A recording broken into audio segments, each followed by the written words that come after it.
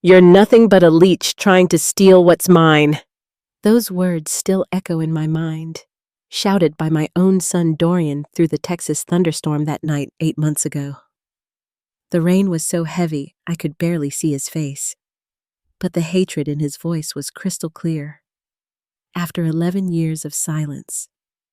That's how our reunion ended, with him disappearing into the darkness, leaving me standing alone outside a $12 million ranch I never knew I'd inherit.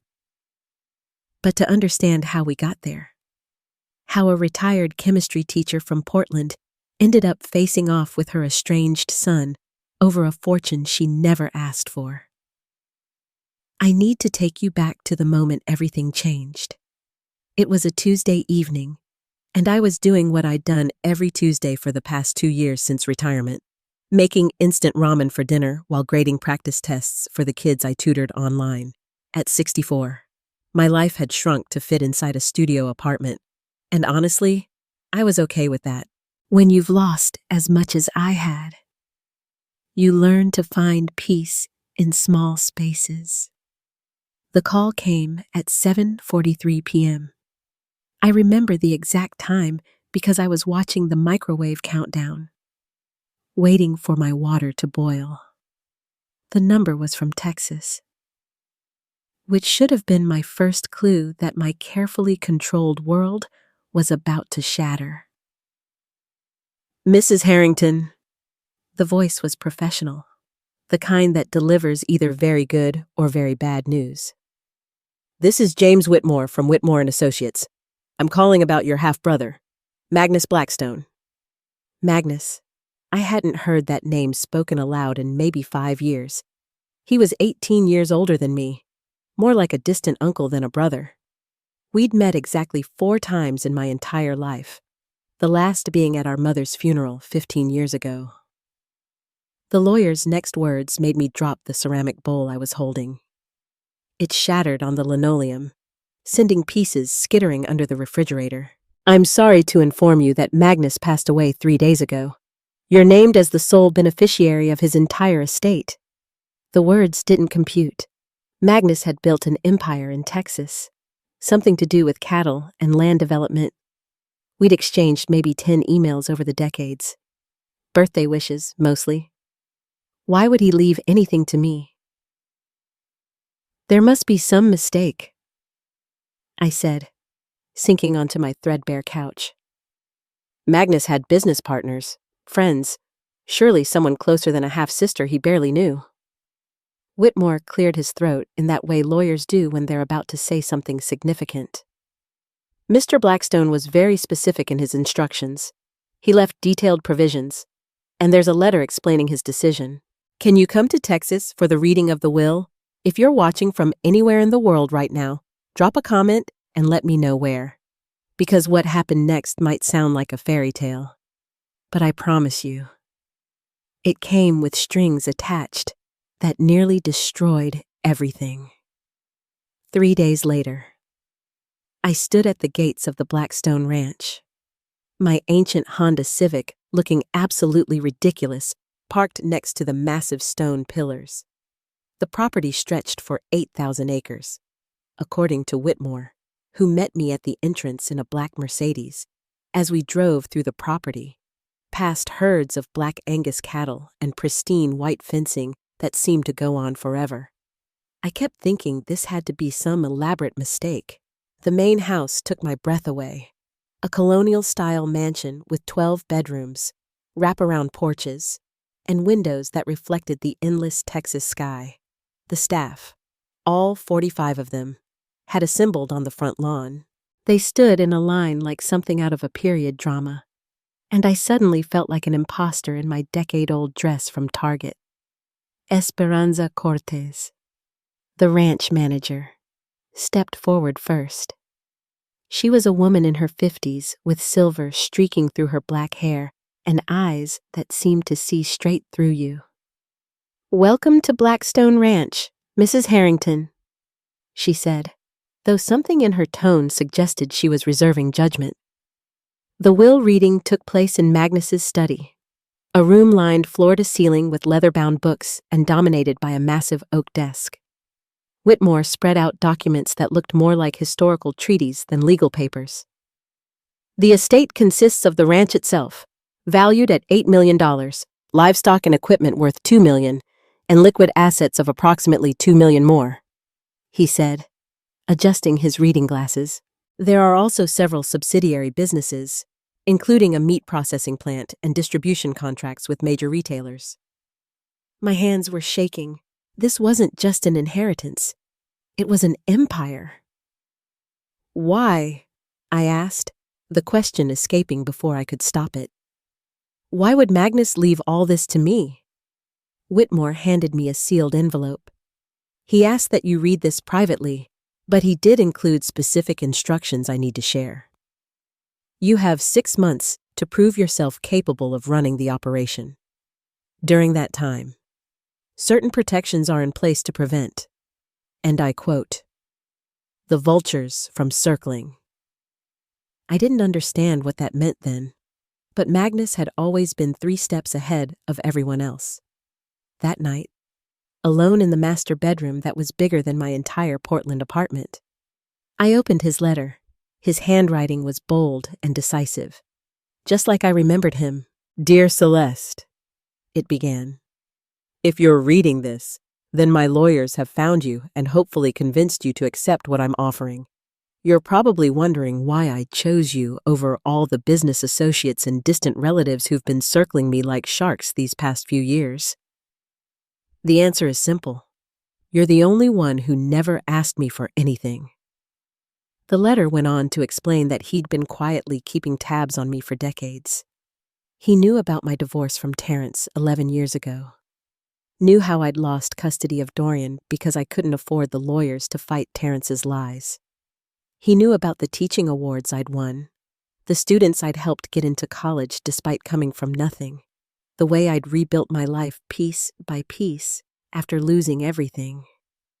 You have something none of the others have, he wrote.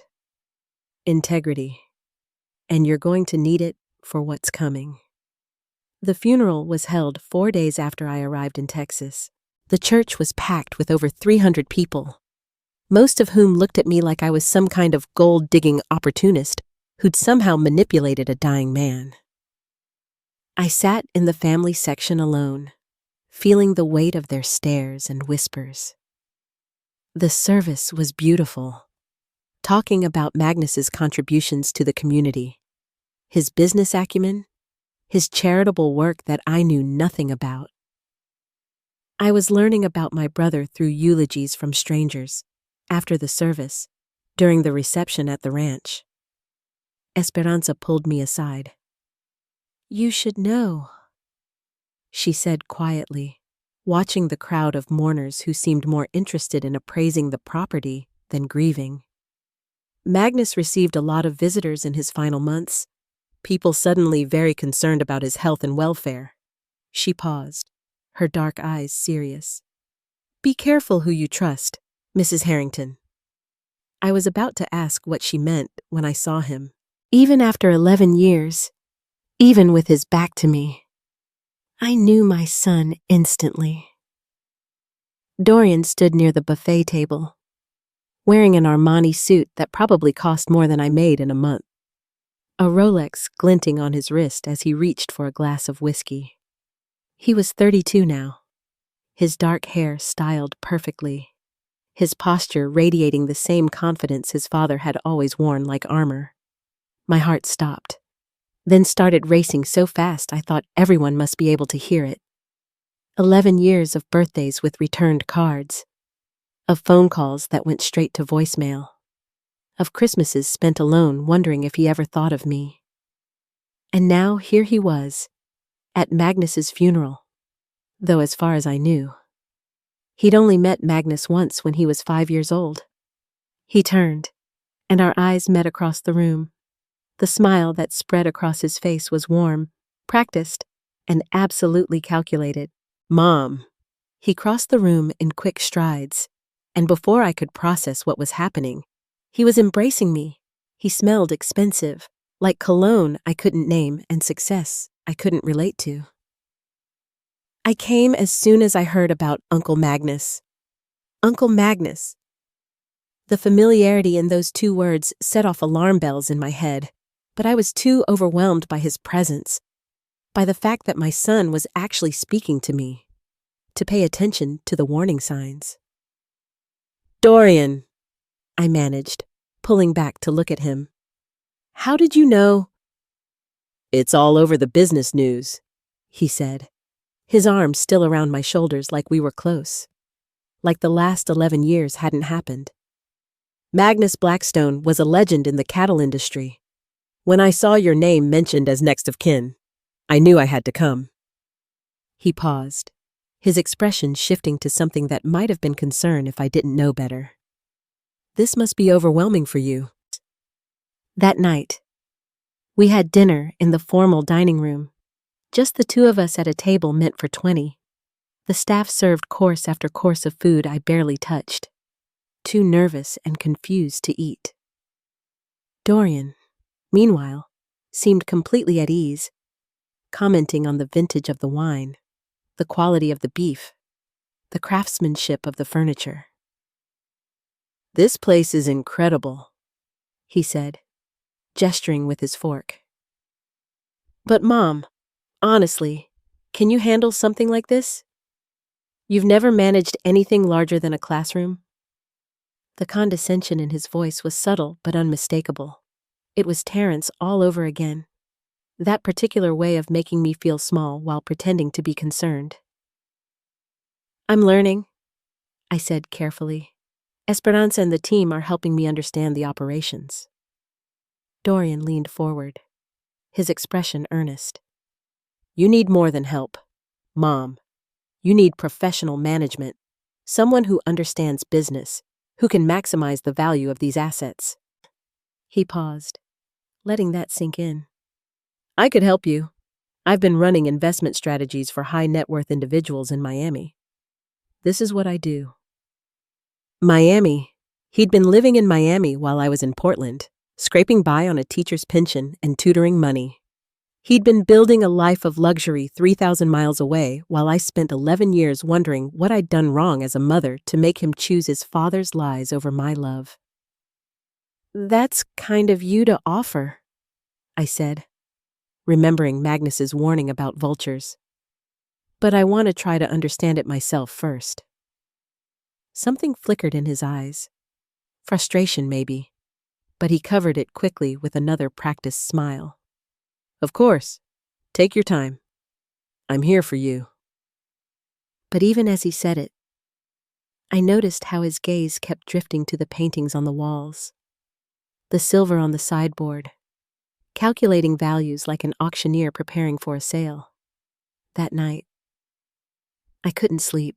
I wandered through the house, trying to reconcile the boy who used to fall asleep in my arms with the calculating stranger who'd shown up for dinner.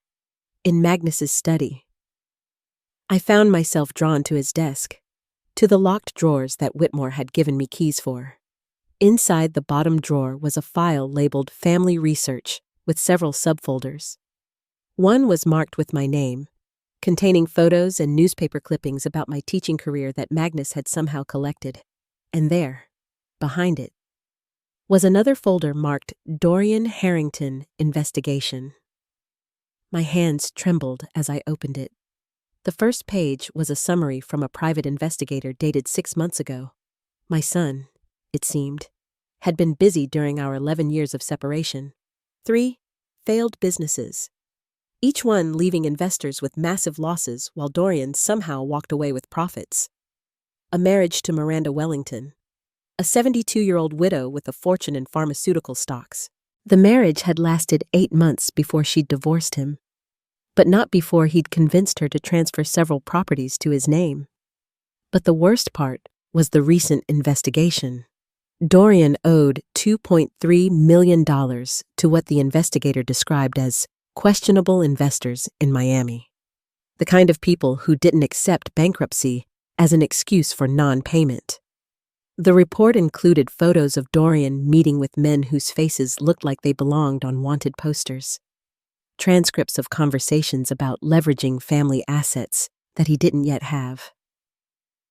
I sank into Magnus's chair, the leather creaking under my weight. My brother hadn't just left me his fortune. He'd left me a complete picture of why my son had suddenly reappeared. The timestamp on the investigation was particularly telling. Magnus had ordered it the day after Dorian had first contacted him, 3 months before Magnus died. There was a sticky note in Magnus's handwriting. Celeste will need to know, but only when she's ready to see it. The next morning, I was having coffee on the back porch, watching the sun rise over the pastures, when Joaquin Reeves, the head of security, approached with an iPad. "Mrs. Harrington, you should see this," he said, his expression grim. The screen showed security footage from 3 a.m. There was Dorian, trying to jimmy the lock on Magnus's office with what looked like a professional lockpick set.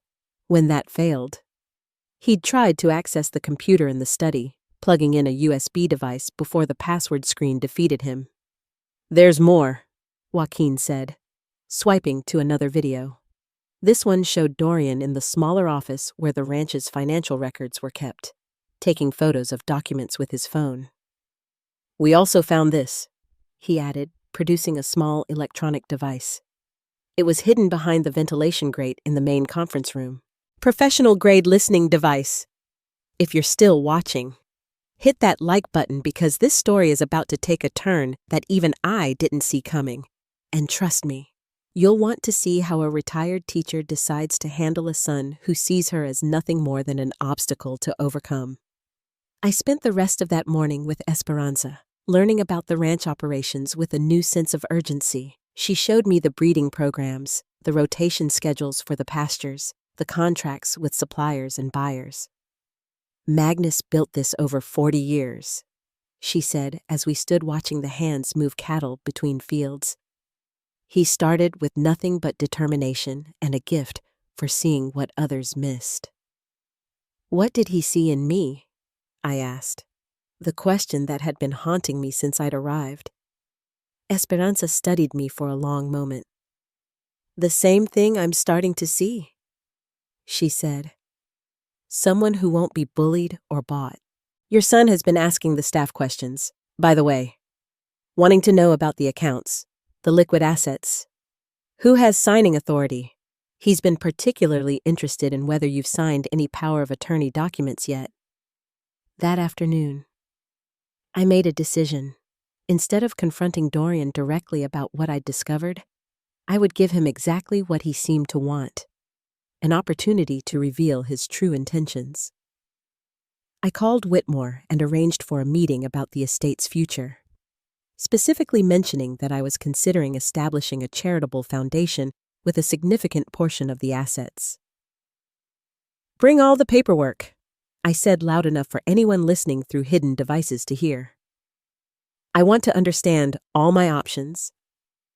The meeting was scheduled for the next day, and I made sure Dorian knew about it. "I'd value your input," I told him over lunch, watching his eyes light up. "After all, you understand business better than I do." The smile that spread across his face was genuine this time, but not in the way a son smiles at his mother. It was the smile of someone who thinks they've won. That evening, as storm clouds gathered over the ranch, I sat in Magnus's study going through more of his files.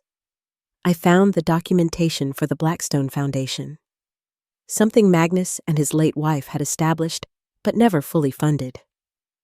There were plans for agricultural education programs, scholarships for local kids, food security initiatives for the 3 counties surrounding the ranch.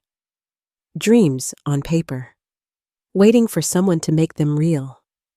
There was also another letter from Magnus, this one dated just a week before his death.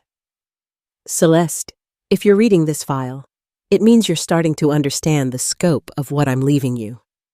It's not just money and land, it's the power to change lives, to build something that matters. But first, You'll have to deal with those who see only the dollar signs. Your son will likely be among them. I'm sorry for that burden, but I believe you're strong enough to handle it. You raised him with love, even if he's forgotten that. Maybe this will be the wake-up call he needs. The storm broke just after midnight, thunder rattling the windows and rain coming down in sheets.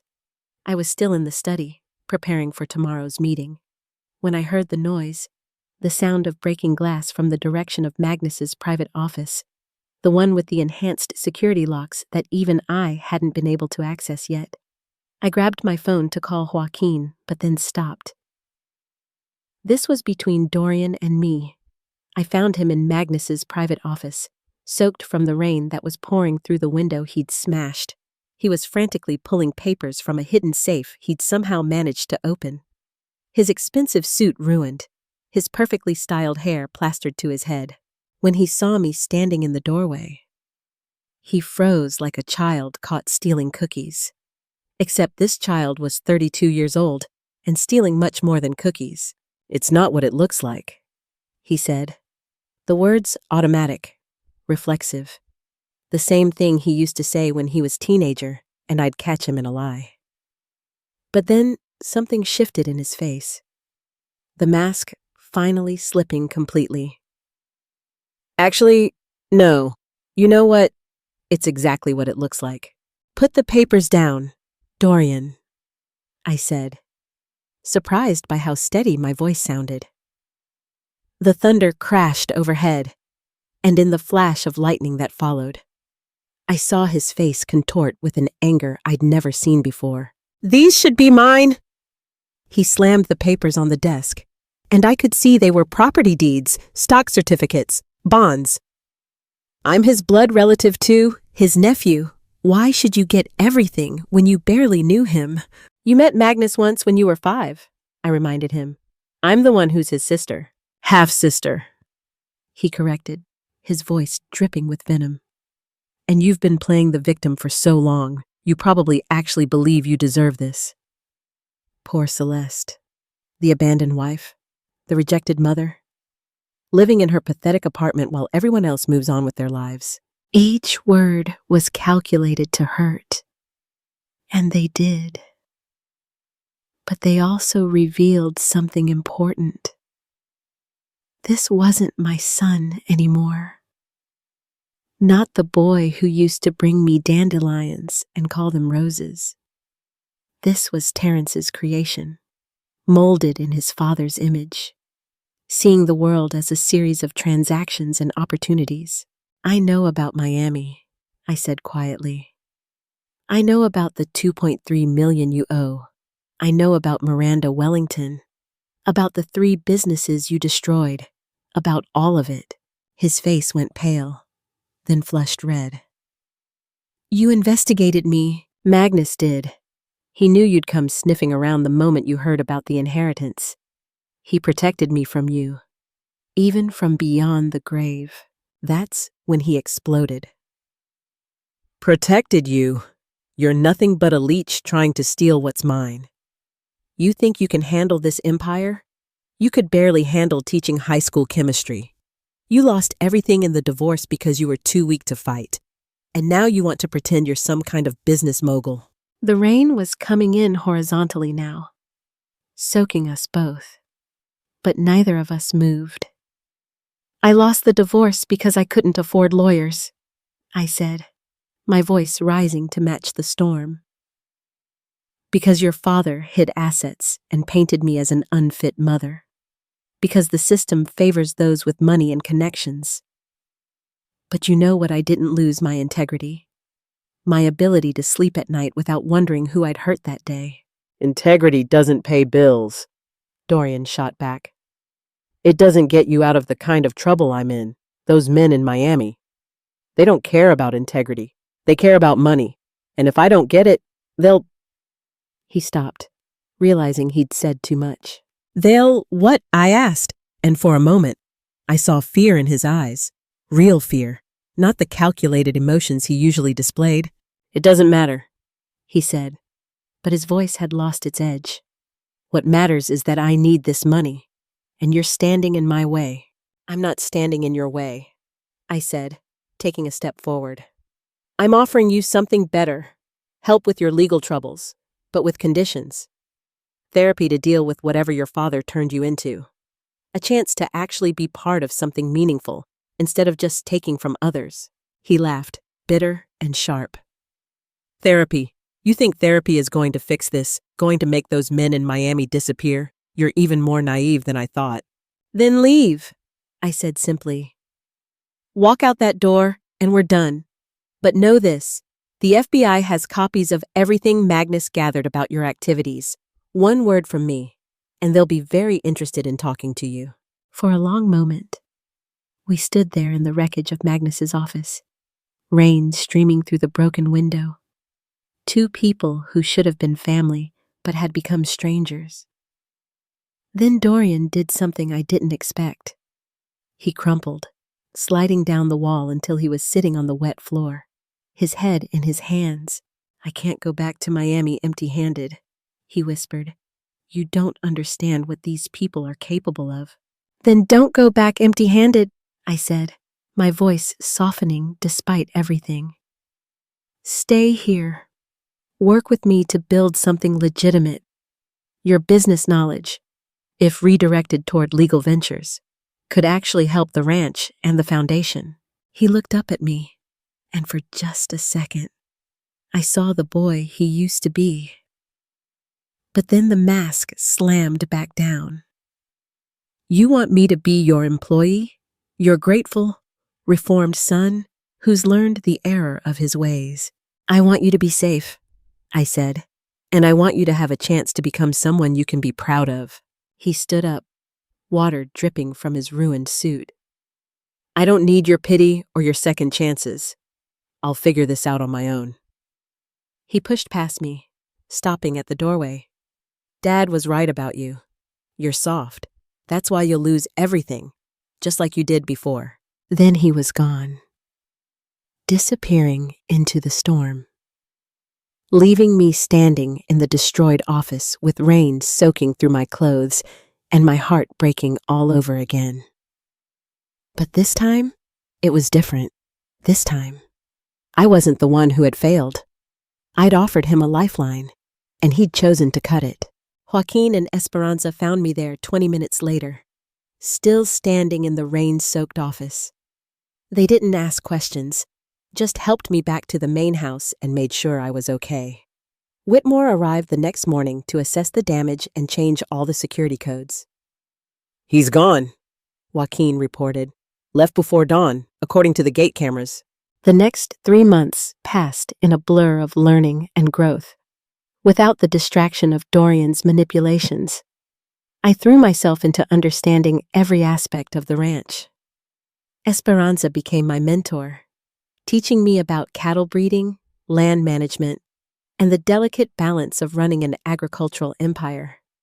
I discovered I had a talent for seeing the big picture while respecting the details. Something Magnus must have sensed in me. I also discovered the extent of Magnus's charitable planning. He'd left detailed proposals for an agricultural training center that would teach sustainable farming to people from disadvantaged backgrounds. The plans were brilliant, combining education with practical application, creating a pipeline from poverty to stable employment. I decided to make it real.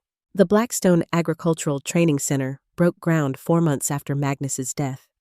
The ceremony was small, just local officials and the ranch staff. But it felt monumental to me. As I turned the first shovel of dirt, I thought about all the students I'd taught over the years who'd had potential, but no opportunities. Now I could create those opportunities. Rafael Castellano, the local sheriff, became a regular visitor to the ranch during this time. He'd been friends with Magnus and initially came to check on security issues, but our conversations gradually became less professional and more personal. He was widowed, like me divorced, and understood the particular loneliness of rebuilding a life after loss. "Magnus would be proud," he said one evening as we watched the sunset from the porch. You've taken his legacy and made it your own. I still feel like I'm playing pretend sometimes, I admitted, like someone's going to show up and tell me there's been a mistake. Imposter syndrome, Raphael said with a gentle smile. Every successful person feels it. The difference is whether you let it stop you or drive you forward. 6 months after Dorian's dramatic exit, the training center welcomed its first cohort of students, 20 people from backgrounds as diverse as recently released prisoners to single mothers to aging farm workers who wanted to learn modern techniques. Watching them tour the facilities, seeing hope in their eyes, I finally understood what Magnus had seen in me. Not the ability to manage wealth, but the desire to use it for something meaningful. The program was an immediate success. We partnered with local restaurants and food banks, creating a supply chain that benefited everyone. The students learned not just farming, but business skills, financial literacy, and the confidence that comes from mastering something difficult. By the end of the first session, all 20 graduates had job offers, 15 of them from operations within the county. One evening, as I was reviewing applications for the second cohort, Esperanza knocked on my office door. "There's someone here to see you," she said, her expression unreadable. "He's in pretty bad shape." I found Dorian in the front parlor, and Esperanza hadn't exaggerated. He was thin, gaunt even. His expensive clothes replaced by a wrinkled t-shirt and jeans that had seen better days. His hands shook slightly as he stood to greet me, and there were dark circles under his eyes that spoke of sleepless nights and constant stress. "Mom," he said, and his voice cracked on the word. "I need help." I sat down across from him, maintaining distance but not hostility. What happened? The story came out in pieces. The men in Miami hadn't been patient when he couldn't pay. They'd taken everything: his car, his apartment, his watches, everything of value. Then they'd started making threats. Not just against him, but against anyone connected to him. He'd been hiding for 2 months, moving between cheap motels, trying to stay ahead of them while working with the FBI to build a case against the larger organization. "They're going to arrest me," he said, his voice hollow. "Securities fraud, wire fraud, conspiracy. The FBI says if I cooperate fully, I might avoid prison, but I'll have probation, fines, and my name will be mud in the business world." "And you came here because," I asked, keeping my voice neutral. "Because I have nowhere else to go," he admitted. "And because maybe you were right. Maybe I need help, real help, not just financial, but—" He struggled with the words. "I don't even know who I am anymore. I look in the mirror and see my father, and I hate it." This was different from before. The desperation was real. But so was something else, a genuine recognition of what he'd become. "If I help you," I said carefully, "there are conditions, non-negotiable ones." "I know," he said quickly.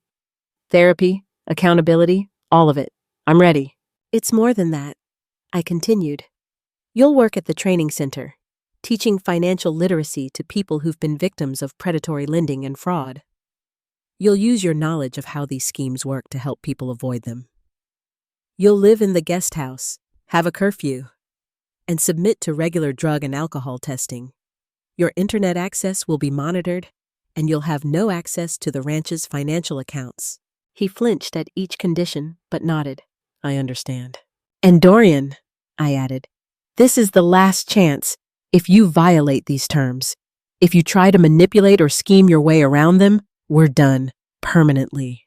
"I understand," he repeated, and for the first time in 11 years, I believed him. The next months were difficult.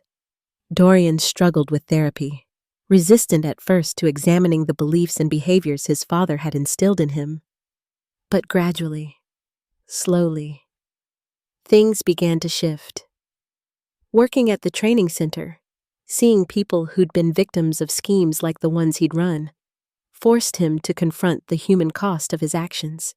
Teaching them how to protect themselves became a form of penance. I had a breakthrough today, he told me one evening about 4 months into his stay. We were having dinner in the kitchen, informal and quiet. Nothing like that first meal in the formal dining room. My therapist asked me when I stopped seeing people as people and started seeing them as opportunities. And I realized it was when Dad told me that Mom, you, were weak for caring more about your students than your career advancement. You were 12, I said, remembering that period when Terrence had been particularly cruel about my teaching salary.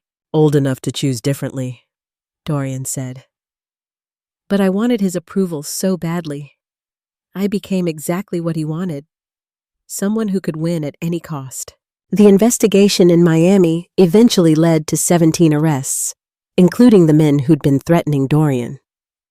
His cooperation earned him a plea deal, 2 years probation, substantial fines, and 300 hours of community service, which the judge allowed him to complete at the training center.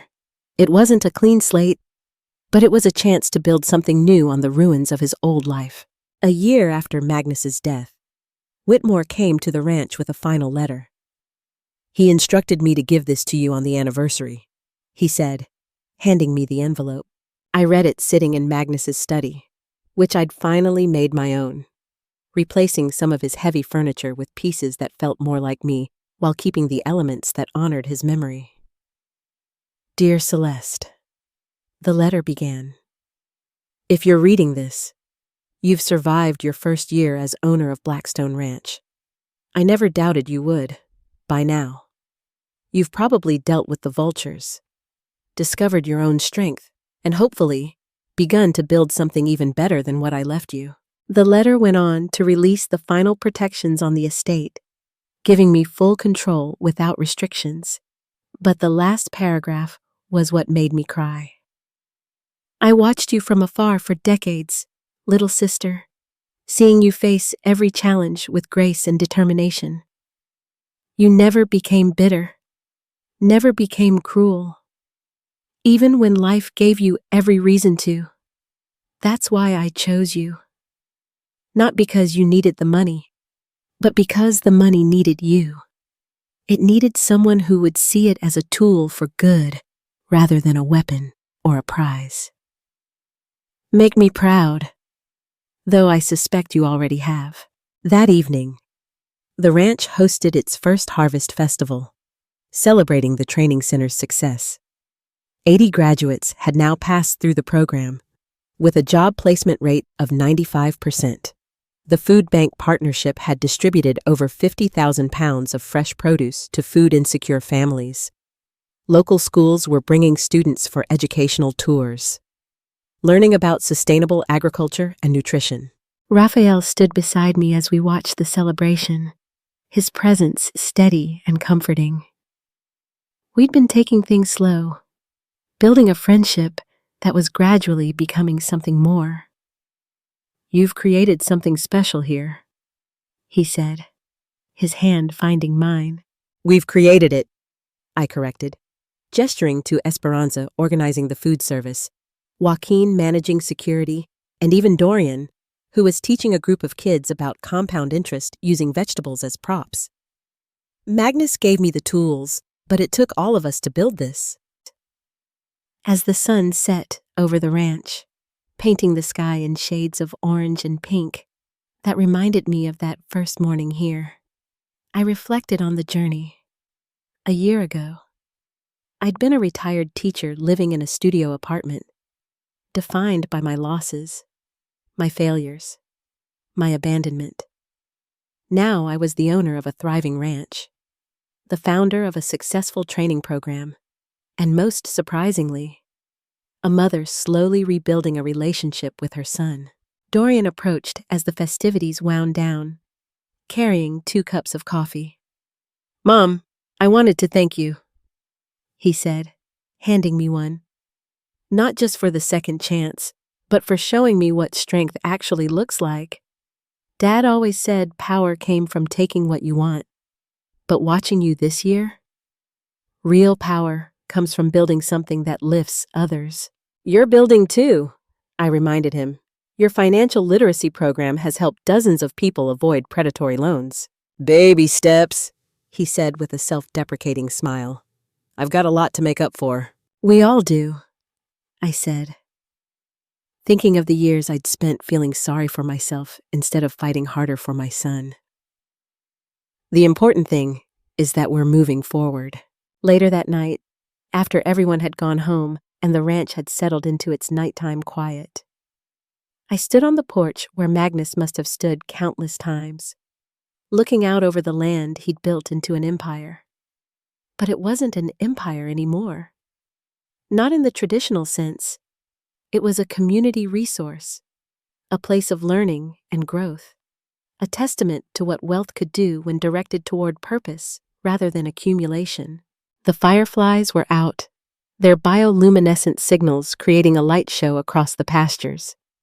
Each tiny flash seemed like a message, a reminder that even the smallest light can make a difference in the darkness.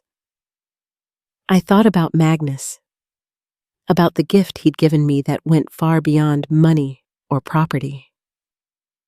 He'd given me the chance to discover that strength isn't about never falling. It's about choosing to rise, to build, to create something meaningful from the broken pieces. Dorian was in the guest house, video calling with his therapist, still working through the damage of decades of wrong thinking. Raphael had gone home, but would be back tomorrow to help with the new greenhouse project. Esperanza was probably already planning next season's planting schedule. The ranch hummed with quiet purpose, with the promise of tomorrow's possibilities. My phone buzzed with a text, and I almost ignored it, wanting to preserve this moment of peace. But something made me look. It was from Dorian. Just 3 words, check your email. Curious. I opened my inbox to find a message with the subject line, something you should see. The email contained a scanned letter, the handwriting unmistakably Terrence's. My ex-husband's script was as sharp and angular as I remembered, but the words were nothing I'd ever expected to read. It was dated 3 weeks ago, addressed to Dorian, but never sent. Son, it began. I've been diagnosed with pancreatic cancer. Stage 4. The doctors give me 2 months at most. There are things I need to say before it's too late. The letter went on to admit what I'd always suspected but could never prove. The hidden accounts during our divorce. The lies he'd told the court about my mental state. The way he'd systematically poisoned Dorian against me. I was wrong, he wrote. Celeste was the better parent, the better person. I took you from her not because she was unfit, but because I couldn't stand the thought of losing to her in anything, even in your affection. I had to sit down, my legs suddenly unable to support me. After all these years, vindication in black and white, the truth I'd always known but never been able to prove. But there was more. I heard about Magnus's inheritance, the letter continued. I know you went to Texas thinking you could manipulate your mother out of it. That was my fault. I taught you to see people as opportunities, to value winning over everything else. But son, I'm dying alone in a penthouse apartment, surrounded by things that mean nothing, with no one who actually cares if I wake up tomorrow. Don't become me. The letter ended with something that took my breath away. If you're reading this, it means I finally found the courage to send it. Tell your mother I'm sorry, not because I'm dying and want absolution, but because she deserved better. You both did. Maybe it's not too late for you to become the man I should have raised you to be. A second text from Dorian appeared. He died yesterday, alone. His lawyer sent me this along with some other documents. I thought you should know. I stood there in the Texas darkness, holding my phone, processing this final revelation. Terrence was gone, taking with him any chance of confrontation or reconciliation. But he'd left behind the truth, and perhaps more importantly, he'd given Dorian one last gift, the permission to change, to become someone different than the man his father had molded him to be. The sound of footsteps on gravel made me look up. Dorian was walking toward the main house, his face illuminated by the porch light. When he reached the steps, he stopped, looking up at me with eyes that held a vulnerability I hadn't seen since he was a child. "I don't know how to feel," he said simply. "He was a terrible father, but he was still my father." "You're allowed to grieve," I said, moving to sit on the porch steps, patting the space beside me. "You're allowed to feel whatever you feel." He sat down, and for the first time in over a decade, my son leaned his head against my shoulder. "I'm sorry, Mom," he whispered, "for everything, for choosing him, for believing his lies, for coming here just for the money, for all of it." "I know," I said, putting my arm around him. "And we have time now. Time to figure out who we really are without his shadow over us, standing there in the Texas night." I realized that Magnus's true legacy wasn't the $12 million or the 8,000 acres or even the successful businesses. It was the transformation he'd sparked in me, the understanding that we all have the power to change, to grow, to become more than our circumstances suggest. The vultures had circled, just as he'd predicted, but they'd found something they didn't expect. A woman who'd discovered her own worth had nothing to do with her bank account and everything to do with what she chose to build with the resources she'd been given. T.